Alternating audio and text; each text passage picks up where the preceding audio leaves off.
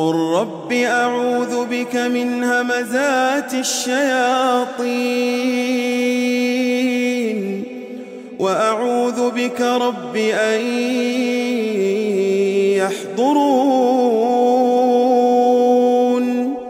A'udzubillahi minasyaitonirrajim. Bismillahirrahmanirrahim. Assalamualaikum, salam sejahtera. Welcome back to my channel. Terima kasih yang telah sudi subscribe, like, share, komen video-video Abel. Abel doakan kita semua dipanjangkan umur, dimurahkan rezeki dan diberi kejayaan dan kebaikan di dunia dan di akhirat. Abel juga doakan kita semua dipermudahkan urusan untuk beribadat pada bulan yang mulia ini. Siapa yang belum subscribe, boleh tekan butang subscribe agar tidak terlepas cita-cita menarik daripada Abel. Malam ni Abel nak cerita pengalaman Abel sendiri. Jadi mungkinlah ada sahabat-sahabat Abel tanya, betul ke Abel ni? Banyak sangatlah pengalaman cerita hantu dia ni. Jadi nak buat macam mana? Memang pengalaman ni daripada Abel sendiri yang berlaku kepada Abel, dan mungkin Abel ni banyak pengalaman sebab Abel selalu keluar masuk hutan. Lepas tu satu lagi, isteri Abel ni dia hijab dia terbuka lah. Jadi banyak yang Allah uji kita dengan benda-benda macam ni, dan benda-benda macam ni lah Abel nak share dengan sahabat Abel. Semoga dapat jadi pengajaran lah kepada sahabat-sahabat Abel juga, dan pengajaran pada Abel sendirilah. Jadi cerita Abel nak cerita ni berlaku pada Sabtu malam. Jadi hari Sabtu malam tu Abel seorang kat rumah. Isteri Abel ni dia balik rumah Abel dia lah, rumah abang dia di Perak, di Lumut. Jadi tinggal abang seorang. Rumah Abel ni memang agak terpencil, dekat pedalaman, rumah kampung. Jadi kita duduk seorang ni kita dah biasa dah. Cuma kalau duduk seorang ni sunyi lah sikit, sebab biasa ada isteri, ada anak kan. Jadi malam tu sunyi. Tapi kita tak terfikir pun pasal cerita-cerita hantu ni. Cuma petang tu Abel ada buat konten, buat video lah pasal cerita apa Abel tak ingat masa tu. Dan malam tu biasa malam ni alhamdulillah, insya-Allah Abel akan sebelum tidur tu kita baca ayat kursi, kita pagar diri kita insya-Allah. Dan malam tu Abel ingat Abel siap lagi pakai, orang panggil pakai kasturi, minyak kasturi sebelum tidur. Jadi tidurnya agak lambat, pukul 1:30 pagi. Jadi tengah syok-syok tidur ni, pukul 3 pagi tu Abel mimpi. Mimpi ni Abel rasa memang betul. Abel mimpi ni memang mimpi betul. Kita kan dapat rasa naluri kita ni kan, kalau kita mimpi mengarut kita dapat tahu kita mimpi betul. Allah bagi kita macam naluri yang kita tahu yang mimpi kita ni betul lah. Jadi dalam mimpi tu Abel rasa meremang pula. Abel pergi ke sebuah rumah. Abel tak ingat rumah tu macam mana, tapi Abel ingat Abel dah masuk dah di ruang tamu rumah tersebut. Jadi bila masuk ruang tamu rumah tersebut, Abel nampak ada 3 orang tengah tidur. 2 orang ni Abel tahu 2 orang ni manusia, tapi tak jelas bentuk badan dia. Dan yang tengah-tengah manusia ni ada satu lembaga macam manusia juga, tapi dia berbulu hitam, berbulu lebat. Dia tidur ni terlentang, maknanya dia tidur dia menghadap ke muka dia ni menghadap ke atas siling. Dan Abel cakap dalam hati Abel, ini hantu raya ke? Abel cakap macam kita macam teruja dalam mimpi tu. Dan Abel fikir juga, hantu raya ni kecil. Dia bukan masuk Abel ni, dia bukan kecil daripada manusia. Dia bukan kecil daripada manusia, tapi dia sama tinggi dengan manusia. Dan dia tubuh dia bukan sangat kurus lah, agak kurus. Dan perut dia ni agak boroi. Jadi Abel cakap, aku dah nampak hantu raya dalam mimpi ni. Dan dalam mimpi tu juga Abel tengah pegang handphone Abel, dan Abel tekan button record video, nak record benda ni lah, nak record. Sebab kita first time nampak hantu ni. Bukan first time nampak hantu lah, first time kita nampak hantu, kita ada handphone untuk kita record. Jadi masa Abel record, dia baru nak tekan record tu, benda tu bangun. Dan Abel ni tak boleh bergerak dah masa tu. Dah kena tindih ni, orang kata kena tindih ni. Kena tindih, siapa yang pernah kena tindih dia tahulah betapa sengsaranya kena tindih ni. Dengan tak boleh nak bernafasnya, tak boleh nak bercakapnya, tak boleh nak bergeraknya. Tapi masa kena tindih tu Abel ingat, masa kena tindih ni kita ingat tau, kita boleh tahu, kita boleh fikir macam kita tengah dalam keadaan sekarang lah. Kita boleh fikir Dan masa tu Abang teringat yang ada satu ustaz ni dia beritahu kalau kita kena tindih, kita baca ayat kursi sambil jari kita, hanya jari kita boleh bergerak. Kalau kita kena tindih ni, jari kita ni kita cuba genggam, kita anggap, kita niat kita genggam hantu yang tindih kita tu, kita genggam. Abang buat, alhamdulillah memang menjadi. Abang tengah Abang baca ayat kursi ni, rasa tak sampai pertengahan ayat pun, tak berapa saat je Abang terus genggam dia ni, dia terus lepas Abang. Dan masa dia lepas tu kita rasa macam lega sangat. Jadi lega bercampur dengan perasaan marah masa tu. Jadi dah lepas tu Abang tepuk Abang punya tilam ni, Abang macam marah kat dia. Dan Abang dah tak boleh tidur lah. Bukan tak boleh tidur pun, dalam setengah jam lah tak boleh tidur. Sampai pukul 3.30 tu baru Abang tertidur.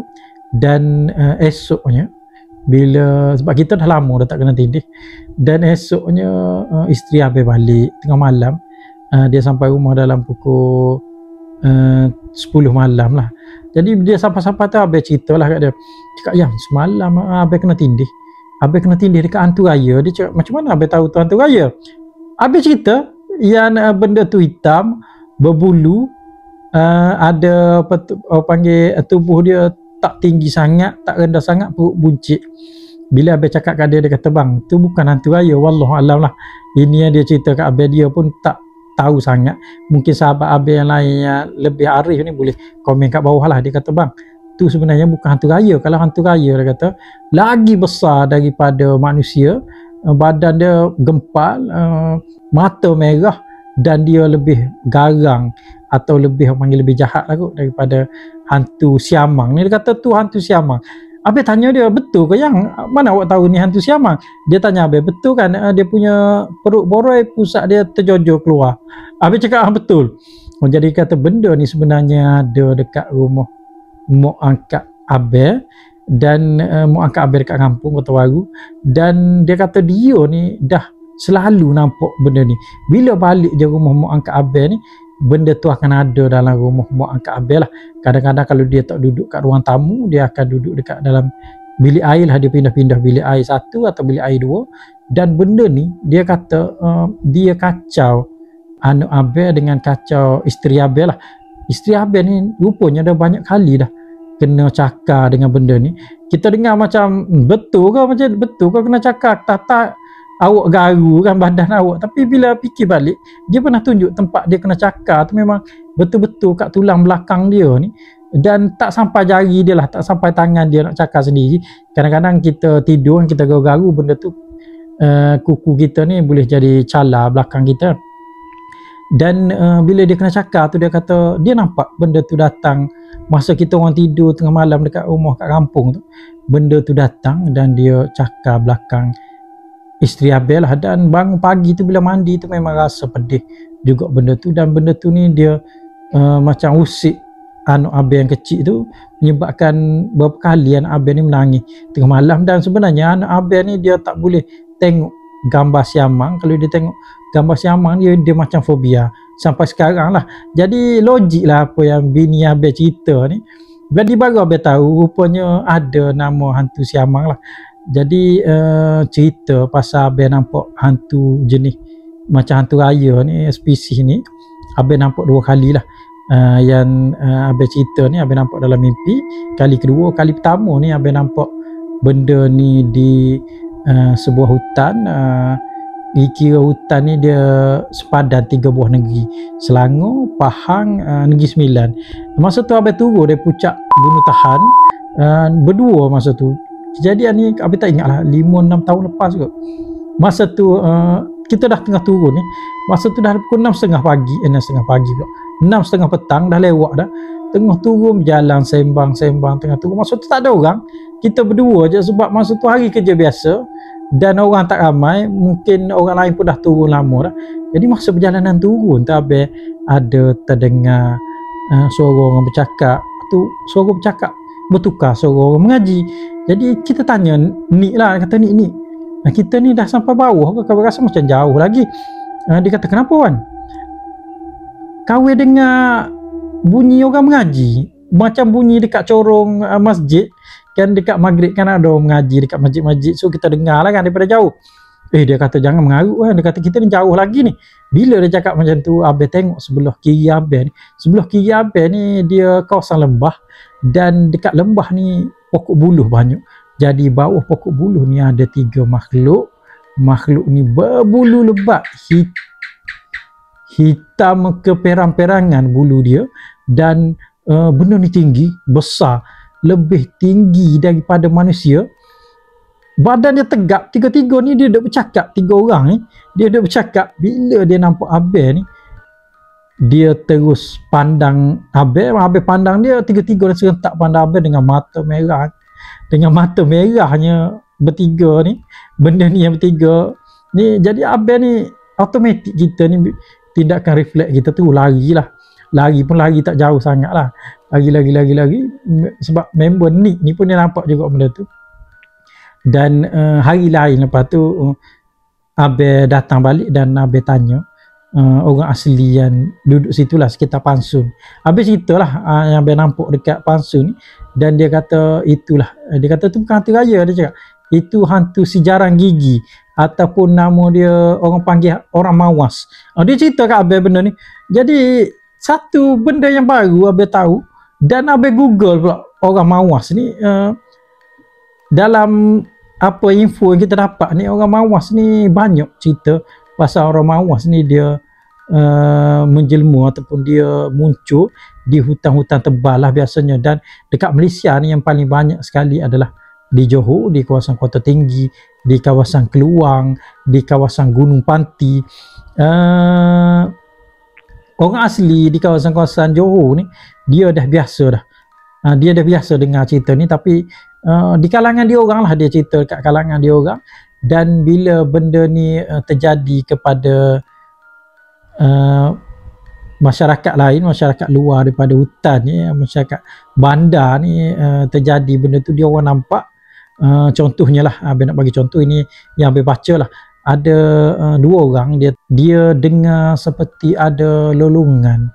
Lolongan ni dia macam babi, macam monyet, macam pelik bunyi lolongan ni. Tak pernah dengar spesies binatang macam ni melolong. Jadi dia pergi cari dalam hutan. Bila dia pergi cari dalam hutan ni, dia jumpa tapak kaki tu sangat besar, 3 kali ganda lebih besar daripada tapak kaki manusia. Dan kuku dia punya jari dia cuma ada 4 saja.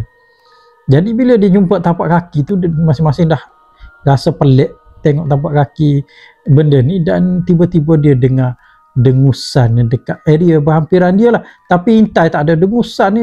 Dia rasa macam bila dengar dengusan ni kuat, dia orang takut, dia orang tu lari balik ke kampung dia lah. Jadi cerita-cerita yang beberapa orang nampak makhluk ni terus sampai ke media lah, terus sampai ke newspaper, masuk dalam TV. Bila masuk dalam newspaper, masuk dalam TV, ada orang nampak mawas ataupun orang putih panggil Bigfoot ni. Jadi benda ni tersebar sampai ke antarabangsa lah, sampai ada orang daripada Jepun datang, daripada US datang nak tengok betul ke ada Bigfoot ni. Sampai tahun 2006 kerajaan negeri Johor dia tubuhkan satu satu kumpulan saintis dengan campur beberapa orang yang bukan saintis ni, pergi kaji, pergi tengok dekat dalam hutan ni betul ke ada orang mawas ni, apa yang diceritakan oleh orang-orang kampung lah. Dan bila dia orang cari ni memang tak jumpa, tapi dia orang dapat bukti-bukti lah, ada bukti-bukti sendiri. Dan saintis ni dia bagi tahu kemungkinan dekat hutan Johor ni ada lebih kurang 40 ekor mawas ataupun 40 Bigfoot lah dekat hutan sekitar Johor. Jadi cerita Bigfoot atau cerita mawas ni sebenarnya bukan zaman sekarang saja, zaman dahulu kala pun dah ada dah cerita ni. Dalam kitab-kitab Melayu ada tertulis lah, ada tertulis cara nak buat kuih pula, cara nak buat keris, tempaan keris ni nak suruh orang panggil, nak suruh padu, nak suruh keras, nak suruh orang panggil beracun, berbisa.